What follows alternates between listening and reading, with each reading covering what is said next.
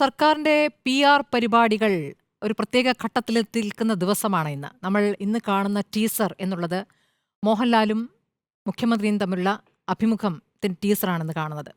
അപ്പോൾ അതിലെത്തി നിൽക്കുന്ന പരിപാടികൾ, അതിനു മുൻപുള്ള 2 പരിപാടികൾ. ആ പരിപാടികൾ ഒന്നില് നല്ല തല്ല് കിട്ടിയിരിക്കുന്നു. ആ തല്ല് കിട്ടിയിരിക്കുന്നത് മുഖ്യമന്ത്രിയുടെ ഓഫീസിന് തന്നെയാണ് എന്നുള്ളതാണ്.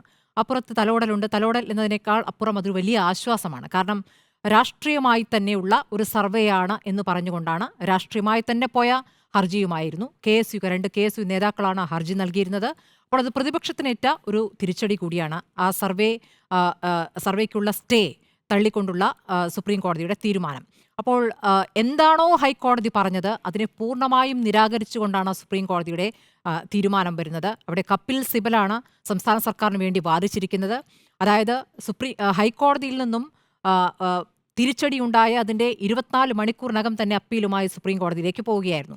അവിടെ പൂർണ്ണമായും സംസ്ഥാന സർക്കാരിന് ആശ്വാസമാകുന്ന വിധി വരുന്നു. കാരണം സർക്കാരിൻ്റെ നയങ്ങൾ നടപ്പാക്കാം.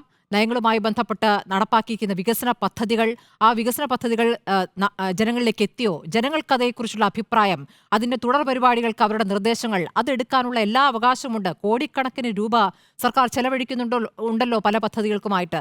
അപ്പോൾ എന്തുകൊണ്ടൊരു സർവേക്ക് അത് ചെലവഴിച്ചുകൂടാ എന്ന മറു ചോദ്യമാണ് സുപ്രീം കോടതി ഇവിടെ ചോദിക്കുന്നത്. എന്താണോ ഹൈക്കോടതി ഇവിടെ തള്ളിയത്, ഹൈക്കോടതി പറഞ്ഞ വാദങ്ങൾ, അത് പൂർണ്ണമായും സുപ്രീം കോടതി എടുത്തു കളയുന്നു. മാത്രമല്ല അത് രാഷ്ട്രീയമായി ദുരുപയോഗം ചെയ്തിരിക്കുക. രാഷ്ട്രീയ നേതൃത്വമാണ് ഇതാദ്യം ചെയ്തിട്ടുള്ളത് എന്നുള്ള കാര്യം, അതായത് CPM സംസ്ഥാന സെക്രട്ടറി അറിഞ്ഞ് ആദ്യം പാർട്ടി പ്രവർത്തകരെ അറിയിക്കുന്നു, പാർട്ടി ഘടകങ്ങളെ അറിയിക്കുന്നു എന്നുള്ളതൊക്കെയാണല്ലോ പ്രധാനപ്പെട്ട വാദമായി വന്നിരിക്കുക.